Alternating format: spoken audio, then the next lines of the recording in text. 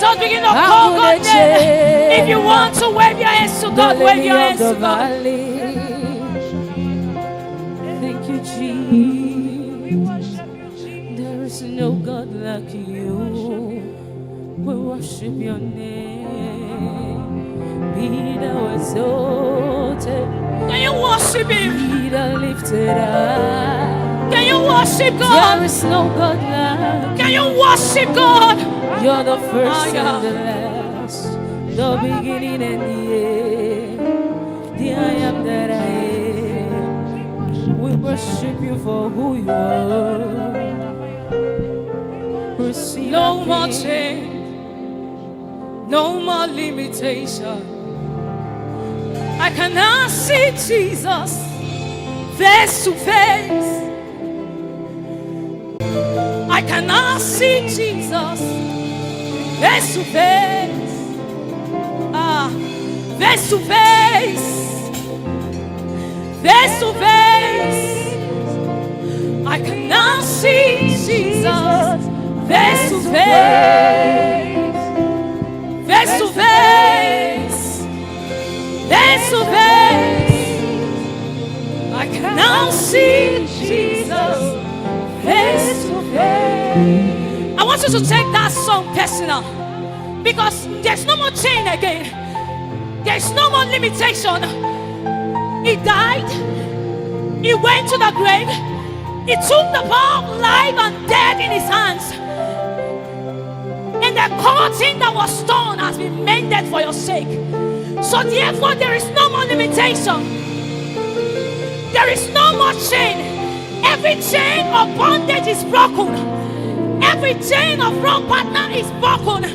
Every chain of limitation is broken, because you cannot see Jesus face to face. Face to face. Face to face. I cannot see Jesus face to face. Face to face. Face to face. I cannot see Jesus face to face. Yeshua, Amasiah,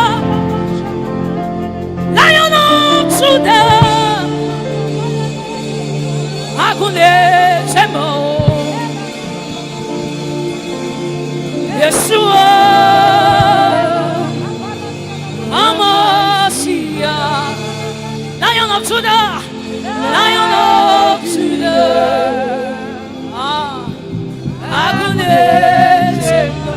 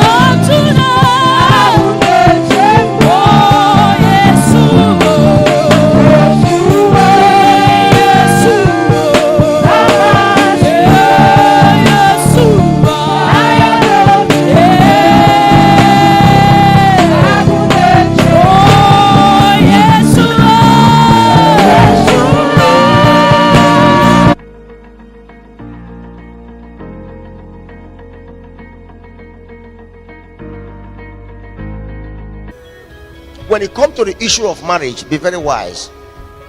When it comes to the issue of marriage, don't trust a third party. When it comes to the issue of marriage, let only God be your trust. Hagar changed and began to talk to Sarah anyhow. And Sarah turned to Abraham and said to Abraham, do you see the condition you have put me now? I married you for many years. You could not pregnate me. And now you pregnate Hagar. Look at the way Hagar is treating me as if I am the house help in this house. Abraham said, are you not the one that said I should do it? Sarah began to, in fact, the peace that was in the house disappeared. Why? The mistake Sarah pushed Abraham to make. She could no longer wait for God's time. People of God, sadness came into the house. The real joy God blessed married with disappeared. But God is a merciful God. He remained merciful. God will always fulfill his part of promise for man. It's part of man's mistake. But the mistake man makes that bring man out of God's program always creates a dangerous future for man. When Hagar gave birth, she gave birth to who? Ishmael. That brought a different religion. Today the war you are seeing everywhere, the sons and daughters of Ishmael contending and destroying the descendants of Sarah. That's a problem. Ishmael had his religion, which was Islam religion, that never agreed with Christianity. That is the cause of the war on ground today.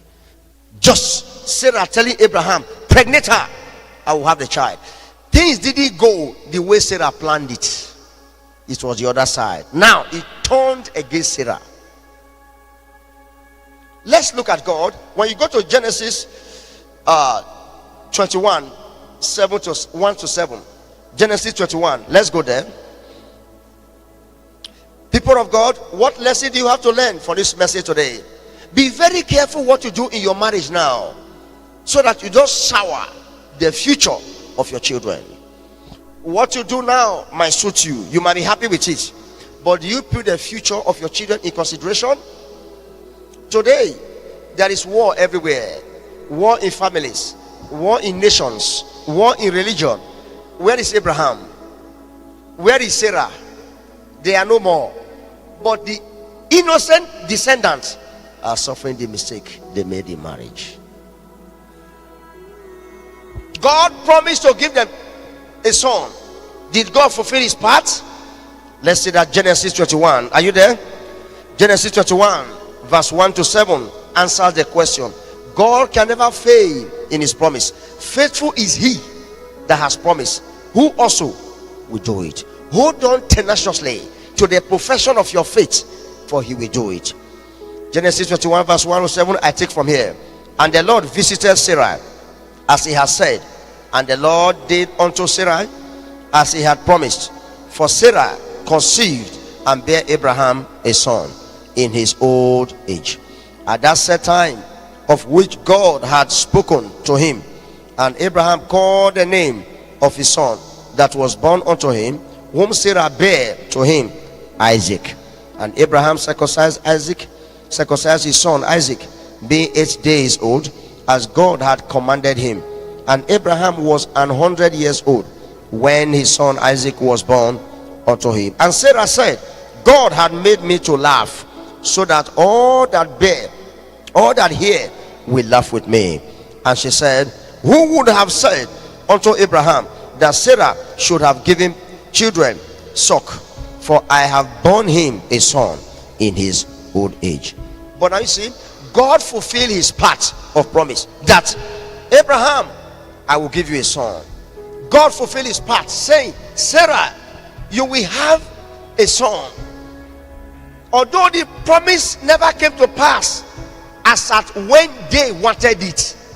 Remember, God's words can never go unfulfilled. Jesus says, heaven and earth will pass away, no single jot of my word that will go unfulfilled. At the appointed time, God fulfilled his promise, and God gave them Isaac. But before then, they have already made mistake creating war for the future of their children. Today, people of God, what are you planting in your marriage? What are you creating in your marriage? What is that mistake you are making now in your marriage? How do you think is going to affect the future of your children? Yes, you might seem to enjoy it now, but are you sure you are building a godly family? Are you sure the family you are building now will have peace in the future, or will be full of contention in the future? Let's have another lesson to learn. I have one more lesson to say to you. Rachel and Jacob. Genesis chapter 30. Let's lift our eyes to Genesis chapter 30. This brought polygamy to the earth today. Genesis chapter 30 verse 1. I take it from here. As you join me, the Lord bless you. And when Rachel saw that she bore Jacob no children, Rachel envied her sister and said unto Jacob, give me children, or else I die. Rachel married to Jacob. Jacob was the son of Isaac, Isaac the son of Abraham. You discover Jacob suffered what the grandfather suffered. She suffered delay in childbearing. And Rachel, the second wife to Jacob, was tired of waiting because the other wife had children. Leah, the second wife, had children. Rachel, the first wife, no child. And it became mockery. The life of Jacob was connecting the promise of God to Abraham, that I will bless you and bless your descendants. Leah forgot about this scripture, and Leah pestered Jacob. He said, Jacob, give me children, or else I will stab you with a knife. After stabbing you, I will stab myself. Let two of us die and live this life.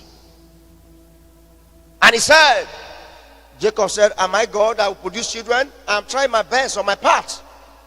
Leah said, you must do more for me to have children. People of God. And at the end, what happened? Leah said to Jacob, look at Bilhah, my housemaid, my house help. Oh yeah, begin to sleep with her, so that when she have children, those children will become my children.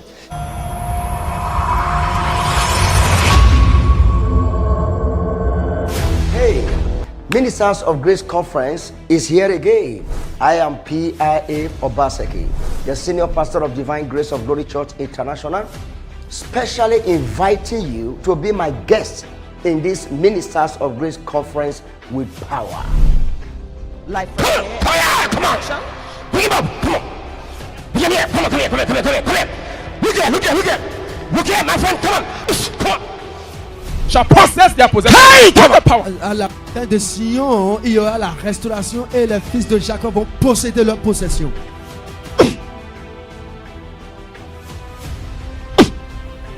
Come on, the power of God, the power of Jesus. Celebrate Jesus one more time. You need power. You need preparation for success in your ministry, in your career, your endeavor, your profession. You need endurance.